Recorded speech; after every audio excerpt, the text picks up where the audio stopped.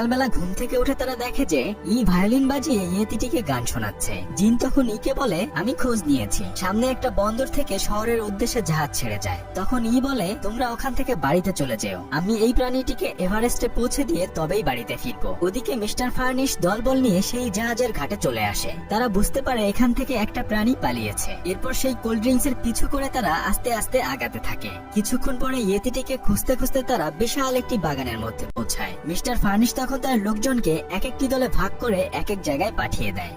অপরদিকে তারা একটি পাহাড়ের উপর আশ্রয় নেয়। এত সুন্দর প্রাকৃতিক দৃশ্য দেখে সবাই অবাক হতে শুরু করে, কিন্তু কিছুক্ষণ পরেই তারা কয়েকটি ড্রোন দেখতে পায়। তখন ই জিনকে বলে, এখন আমরা কি করব? আমরা তো সবাই ধরা পড়ে যাব। কিন্তু তখন ইয়েতিটি এক ধরনের সাউন্ড করতে শুরু করে, আর সাথে সাথে ইয়ের ভাইয়ের হাতে থাকা ফ্লাওয়ারটি আস্তে আস্তে বেলুনের মতো ফুলতে থাকে। এরপর সেই ফুলটি ধরে ইয়েতি ই এবং তার ভাই সেখান থেকে প্যারাশুটের মতো উড়ে যায়। কিন্তু বেচারা জিন তাদের সাথে যেতে পারে না। তারা ওই বিশাল ফ্লাওয়ারটি ধরে সেখান থেকে উড়ে উড়ে চলে যায়। তাদের পেছনে পেছনে কয়েকটি ড্রোন গেলেও তাদেরকে ধরতে ব্যর্থ হয়। জিন তখন চিল্লাতে চিল্লাতে বলতে থাকে, সেই গ্রামের বন্দরে আমি তোমাদের সাথে দেখা করব। একটু পরে মিস্টার ফার্নিশের লোকজন জিনকে ধরে ফেলে। তারা তাকে জিজ্ঞেস করে, বল ওরা কোথায় যাচ্ছে? কিন্তু জিন বলে, আপনাকে দেখে আমার একদমই ভালো মানুষ মনে হচ্ছে না। তখন মিস্টার ফার্নিশের অ্যাসিস্ট্যান্ট এসে বলে, আমাকে তুমি বিশ্বাস করতে পারো, আমি একজন বিজ্ঞানী। আমরা মূলত বিভিন্ন ধরনের পশু পাখি নিয়ে গবেষণা করি। ওই প্রাণীটি তোমার বন্ধুদেরকে কিডন্যাপ করে নিয়ে গেছে, তুমি চাইলে আমরা তাকে ফিরিয়ে আনতে পারি। জিন তখন মিষ্টি কথায় একদম ফেসে যায়। সে তখন বলে, আমি আমার বন্ধুদেরকে বাঁচানোর জন্য আপনাকে সাহায্য করতে পারি। ওরা এখন কোথায় যাচ্ছে সেই জায়গাটিতে আপনাকে আমি নিয়ে যেতে পারি। ওদিকে ইয়েতিরা একটি মরুভূমির মতো জায়গায় এসে আশ্রয় নিয়েছে। এরপর তারা হাঁটতে শুরু করে। রাত হয়ে গেলে এক পর্যায়ে তারা একটি নদীর পাশে এসে আশ্রয় নেয়। ই তখন বসে আনমনে বলতে থাকে, ইস, জিন যদি আমাদের সাথে থাকতো তাহলে গুগল ম্যাপ দেখে আমরা খুব সহজেই এভারেস্টে পৌঁছে যেতে পারতাম। কিন্তু এদিকে জিন তো মিস্টার ফার্নিশের এখানে আটকে রয়েছে। রাতের বেলায় তার ঘুম ভাঙলে সে চুপি চুপি বাইরে বের হয়। তখনই সে শুনতে পায় যে মিস্টার ফার্নিশের অ্যাসিস্ট্যান্ট তাদের একজন লোককে বলছে, যেভাবেই হোক কাল আমরা ইয়েটিকে খুঁজে বের করব। সারা পৃথিবীর মানুষকে দেখিয়ে কিছু টাকা কামিয়ে ওটাকে আমরা ল্যাবে পরীক্ষা করার জন্য টুকরো টুকরো করে ফেলবো। তখন ওই লোকটি বলে, ওই ছেলে মেয়েগুলোকে আমরা কি করব?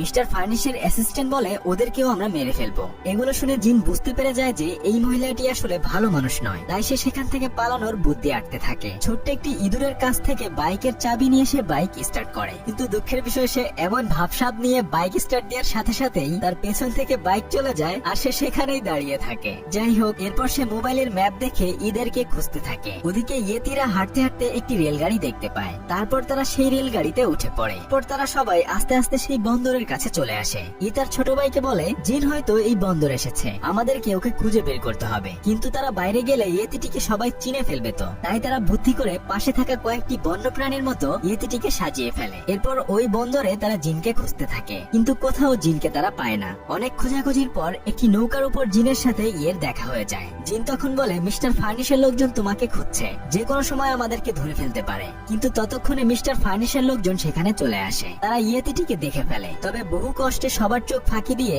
সবাই মিলে তারা নৌকায় উঠে পড়ে। নৌকা নিয়ে যখনই তারা রওনা দিতে যায়, ঠিক তখন মিস্টার ফার্নিশের লোকজন তাদেরকে ধাওয়া করে। তখন তো তারা একদম ভয় পেয়ে যায়, কেননা তাদের নৌকার গতি খুবই কম ছিল। কিন্তু অবাক করা বিষয় হচ্ছে, ইয়েতিটি তখন তার সুপার পাওয়ার দিয়ে নৌকাটিকে অনেক জোরে চালাতে থাকে। এত গতি হওয়ার কারণে তারা আর তাদের নৌকা ঠিক রাখতে পারে না। সামনে গিয়ে একটা বিশাল সরিষা ক্ষেতের মধ্যে তারা পড়ে যায়। ওদিকে মিস্টার ফার্নিশের গাড়িও সোজা গিয়ে ধপাস করে সরিষা ক্ষেতের মধ্যে পড়ে। আসলে এইখানে দৃশ্যগুলো এত দৃষ্টিনন্দন ছিল যা আমি আপনাদেরকে বলে বোঝাতে পারবো না। যাই হোক, ইয়েতিটি এবার নৌকাটিকে সেই সরিষা ক্ষেতের মধ্যে চালাতে থাকে। অ্যানিমেশন মুভিতেও যে এত ভালো প্রাকৃতিক দৃশ্য ফুটিয়ে তোলা যায় তা আসলে বলার অপেক্ষা রাখে না। যতই মানুষজন এগুলোকে বাচ্চাদের মুভি বলুক না কেন, আমার কিন্তু অ্যানিমেশন মুভি ভীষণ ভীষণ ভালো লাগে। আপনাদের কেমন লাগে অবশ্যই আমাদেরকে কমেন্ট করে জানাবেন। কেমন? ওখান থেকে সরাসরি তারা একটি বোনের পাশে গিয়ে পড়ে। এতক্ষণ জার্নি করার পর ইয়ের ছোট ভাইয়ের জ্ঞান ফিরছিল না। একটু পরে কাশি দিলে তার মুখ থেকে সরিষা ফুল বের হয়, সাথে সাথে তার জ্ঞান ফিরে আসে। তবে কিছুক্ষণ পরে ইয়েতিটি তার মুখ থেকে হাজার হাজার সরিষা ফুল বের করতে থাকে, আর এগুলো সোজা গিয়ে জিনের মুখে লাগে। তবে পাশেই তারা দেখে যে ইয়ের সেই ভায়োলিনটি ভেঙে গিয়েছে।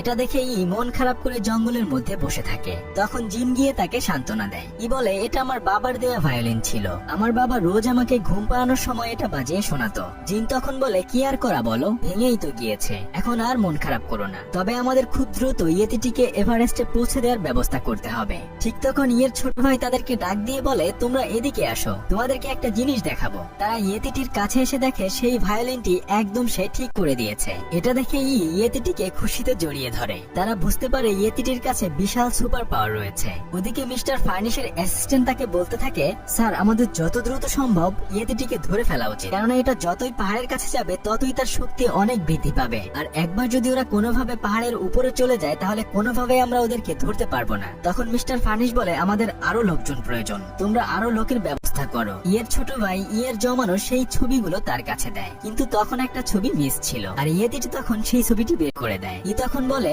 আমার বাবার খুব ইচ্ছা ছিল সে আমাকে এখানে ঘুরিয়ে নিয়ে যাবে, আজ আমার স্বপ্ন পূরণ হতে যাচ্ছে। কিছুক্ষণ পরেই তারা ছবিতে দেখানো সেই বিশাল ভাস্কর্যের কাছে যায়। এরপর সে ভায়োলিন বাজাতে থাকে, আর তখন সে তার বাবার কথা মনে পড়লে চোখ দিয়ে জল গড়িয়ে পড়ে, আর প্রতিটি জলের ফোঁটা থেকে একটি করে ফুল ফুটতে থাকে। তবে তার ভায়োলিনের সুরে সেখানে চারপাশ জুড়ে একের পর এক ফুল ফুটতে শুরু করে দেয়। জিন একটা ফুল নিয়ে ইয়ের হাতে দিয়ে বলে, আমরা অবশ্যই এভারেস্টে যাচ্ছি। এরপর তারা আবার যাত্রা শুরু করে। রাতের বেলায় তারা একটি জায়গায় আশ্রয় নেয়। সকাল হলে হাঁটতে হাঁটতে তারা এভারেস্টের কাছে চলে আসে। ঠিক তখনই দূর থেকে তারা একটি ঝুলন্ত সেতু দেখতে পায়। ইয়ের ছোট ভাই তখন চিৎকার দিয়ে বলে, ওই সেতুটা পার হলেই আমরা তোমাদের বাড়িতে পৌঁছে যাব। এরপর তারা দৌড়ে সেতু দিয়ে পার হতে শুরু করে।